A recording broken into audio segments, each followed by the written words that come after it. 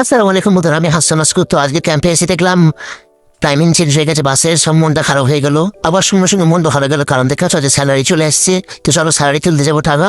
তো চলে এলাম মার্কেটের দিকে, ম্যাঙ্গো মার্কেটের সামনে দেখবো হচ্ছে এপারে ম্যাঙ্গো মার্কেট, আর এই পারে আছে তালাল মার্কেট।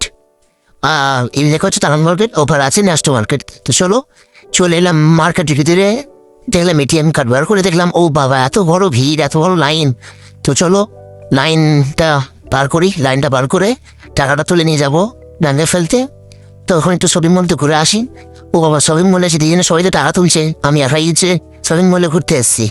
তো শপিং মল থেকে বার হয়ে টাকাটা তুলে নিয়ে যাই। তো ফাইনালি টাকাটা তুলে নিলাম, এবার ছাড়বো ব্যাংকে। তো দেখে নাও টাকা কত টাকা পেয়েছি, এটা হচ্ছে 2,000 টাকা।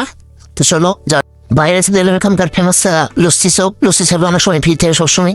তো আজ দিলাম ফাঁকা, তো চা খেয়ে যাবো রুমে। তোমরা তখন ভিডিওটা লাইক কমেন্ট শেয়ার করো, টাটা বাই।